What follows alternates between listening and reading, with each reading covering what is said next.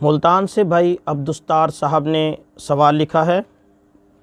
لکھتے ہیں مفتی صاحب، میرا سوال یہ ہے کہ فرض نماز کے بعد دعا کرنے کی شرعی حیثیت کیا ہے؟ کیا یہ سنت سے ثابت ہے؟ اس کو ہم سنت کہہ سکتے ہیں یا نہیں؟ اور جو بغیر دعا کیے اٹھ کر چلا جائے کیا وہ گناہ گار ہوگا یا نہیں؟ وضاحت فرما دیں۔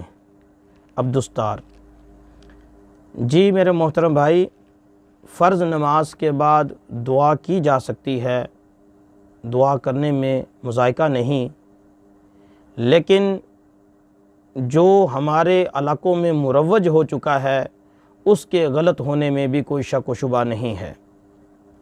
ہمارے علاقوں میں بالخصوص دیہی علاقوں میں اس دعا کو فرض عین سمجھا ہوا ہے، حتیٰ کہ اگر کوئی امام کسی ایک وقت کی دعا نہ منگوائے، ایسے ہی اٹھ کر چلا جائے تو اس کو ملامت کیا جاتا ہے، طعن و تشنیع کی جاتی ہے۔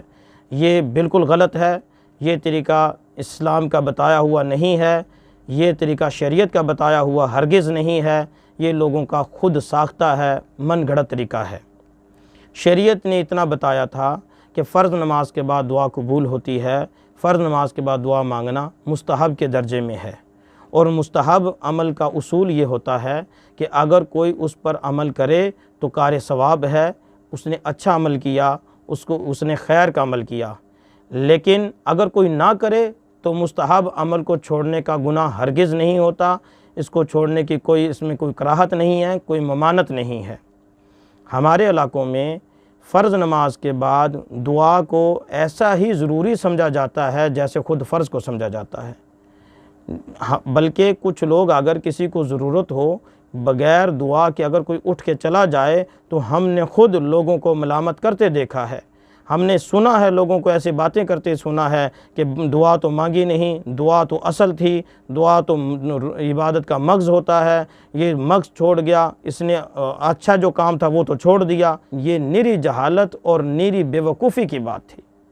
میرے محترم بھائی، فرض نماز کے بعد دعا جو ہے بالکل ثابت ہے، کی جا سکتی ہے، لیکن جس درجے میں ثابت ہے اسی درجے میں کرنی چاہیے، کبھی چھوڑ بھی دینی چاہیے، مانگنی چاہیے، اچھی بات ہے۔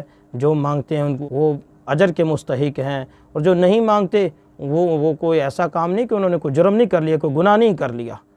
اس لیے یہ دعا مانگنا، اور جو چھوڑ دیتے ہیں ان کو گناہ گار نہیں کہہ سکتے، نہ اس میں کوئی کراہت ہے، نہ کوئی اس میں حرج ہے۔